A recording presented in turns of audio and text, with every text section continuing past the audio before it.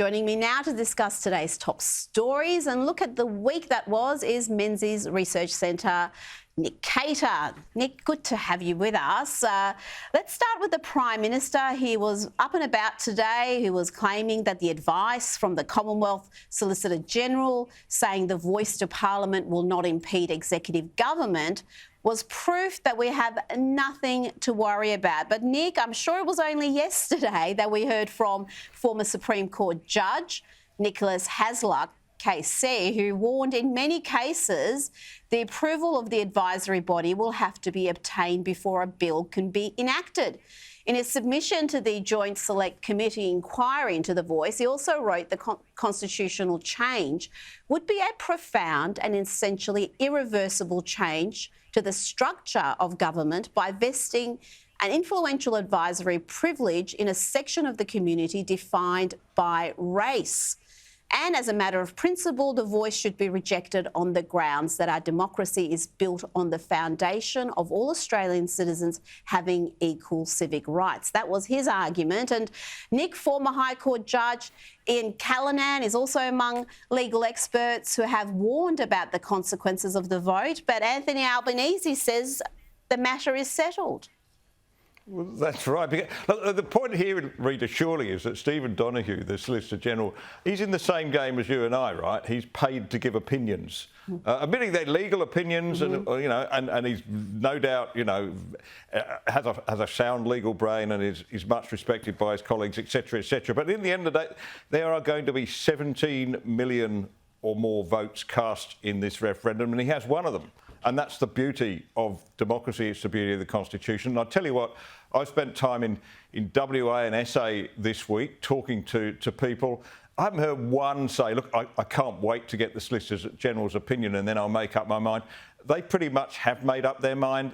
This is something they don't need a legal opinion on. They feel it in their guts. They feel that it is wrong to divide Australians by race, that Aboriginal and Torres Strait Islander Australians do not need this extra mechanism to give them a voice in the democratic system. They have one, and they use it. They use it very strongly, as we know, in the Parliament. So I just think that this is a woke conversation, a beltway conversation that won't go very far. Now let's talk about this exclusive from our own James Morrow, who reports the Albanese government has been accused of going soft on criminals, sex offenders and drug traffickers after figures came to light showing that the number of New Zealanders living in Australia who have had their visas cancelled on character grounds has halved since Labor took office. This is according to Department of Home Affairs figures. This isn't a fantastic development. I would have thought we want to get rid of these citizens whose character isn't up to scratch, Nick. Well, we want them dealt with properly in the courts, and we want the government to deal with them properly. And look, the data doesn't lie, does it? Well done, James Morrow, getting the data that proves the point here. But we know, one of the first meetings with an overseas leader that Albanese had with Jacinda Ardern, and he suggested that he was going to make it easier to, let New Zealand criminals off the hook. He was going to allow New Zealanders to vote in our election.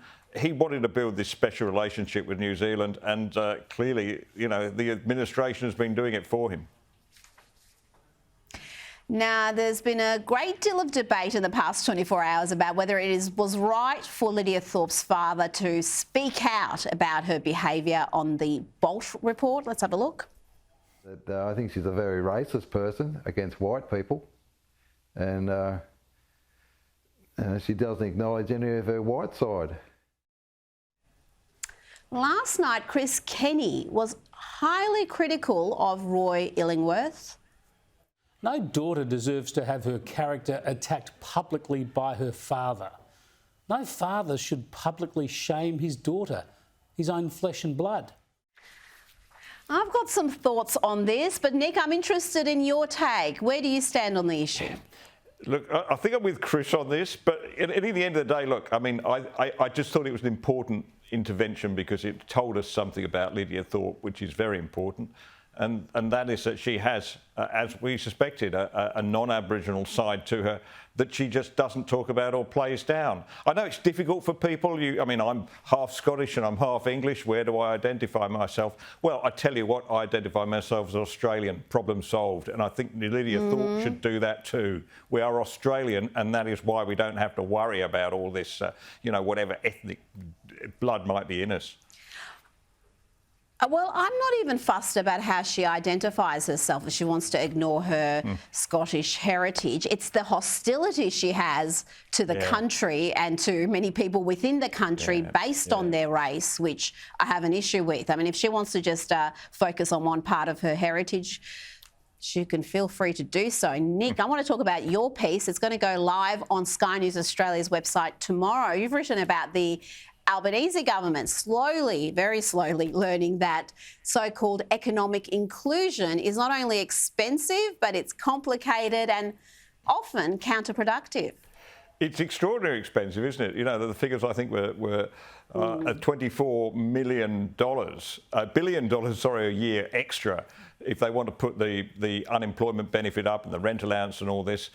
It costs money, and the welfare lobby is calling them to do that. But once you've done that, once you've raised the welfare benefit, then you've got to have all sorts of mechanisms in place to try and make sure that people still go after work. And there you go, have this huge bureaucracy they're talking about.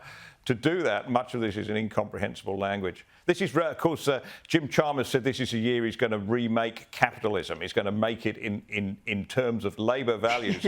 Well, good luck with that. He's realised there is a price attached. Yes. I can't wait for his next essay. That one was a special one. Nick Cater, thank you so much for joining me tonight. Thanks, Rita. Thanks.